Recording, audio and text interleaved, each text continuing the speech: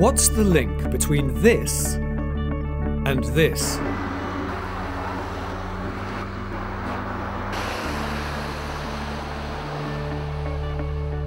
And why did a city full of these decide it was time for one of these? We've got 200 years of coal and we've got hardly any gas or oil. Garden lawns are going to be a thing of the past. We'll look back and think, my God, how do we allow this to go on? We live in a disposable society, and that's the problem. The ones that are left behind say, oh, well, I don't care, I won't be here, it doesn't matter. Annual daily temperatures will rise by almost 2 degrees centigrade. I think we are lagging behind other more progressive European countries. Extreme hot temperatures will increase. Well, they should have been doing this a long time ago. But I don't know enough about what we should be doing to make a difference.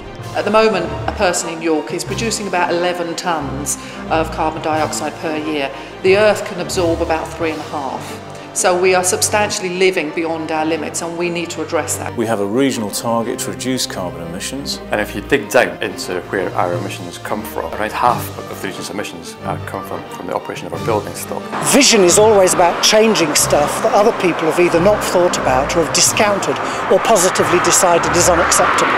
We want to demonstrate innovative and affordable architecture and construction that can produce energy efficient buildings. A technology for the future, not a technology from the past. York needs to start putting measures in place to adapt to the climate change we're already experiencing. What we had to do was to seize the first opportunity that came along, not wait for an opportunity to come along that we could seize, and that's what we did. There will be a reduction in annual rainfall of up to 6%.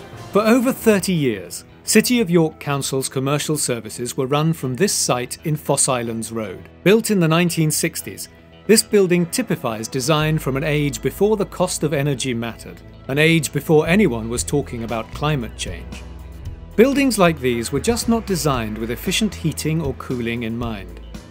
Employees would complain about the working conditions, and with good reason, saying that it was too cold in winter and too hot in summer. It comes as no surprise then that within the building's name, the Foss Islands Depot contained the word fossil. That's what buildings like this one are, fossils. They belong to an age where no one worried about the cost of fuel, an age when most people were still blissfully unaware that fossil fuels like oil, coal and gas were a finite resource. So, loads of boxes to warm the building in winter and another load of boxes to cool the building in summer. That takes a lot of energy. In fact, up to 50% of energy used in the UK goes on heating or cooling our buildings.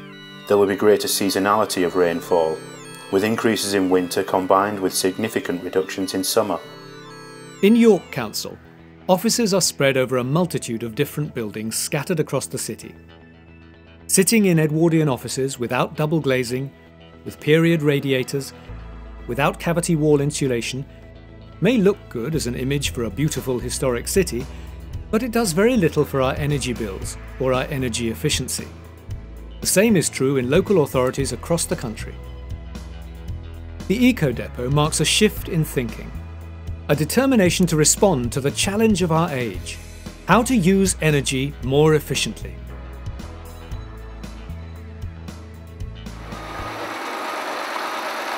Foss Islands Commercial Services site was a busy working site in the heart of the city, where carpenters, masons, mechanics and office staff all worked. It was where the city's fleet of refuse trucks were housed and cleaned. And here was an opportunity for change. York, like most other local authorities in the UK, cleaned its trucks in drinking water. We cleaned the city streets in drinking water. For decades, up to £30,000 a year was spent cleaning things in drinking water. But not anymore. The Eco Depot uses a system called rainwater harvesting to keep bills down and save water. Rainwater falling on the workshop roofs at the Eco Depot is collected in a large underground tank and then used to clean vehicles. The world has moved on. As with water, so with fossil fuels. Only a fool would use her last bottle of drinking water to wash her feet. Only a fool would rely on fossil fuels which are increasing in price said to be running out, and are the main cause of carbon dioxide emissions, the cause of climate change. And surely only a fool would keep on pouring energy into the air at a time when fuel bills are going up dramatically every year. And yet that is exactly what we've been doing, all over the country.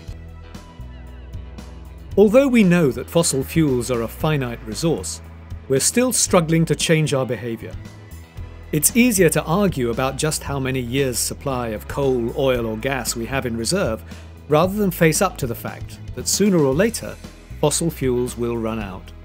We must develop alternative energy sources, but we don't have time to wait until fossil fuels run out before doing better. The Stone Age didn't end because we ran out of stones.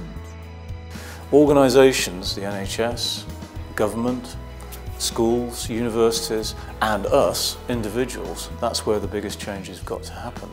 And what we've got to be thinking about is how we utilise resources. Our efficiency has got to be increased. So by that I mean we've got to stop buying as much. What we do buy we've got to utilise and use well, and what we don't use, the waste, has got to be recycled, remanufactured, reused wherever possible. In fact, we must see waste as a failure. It's not an inevitable outcome, it is simply a failure.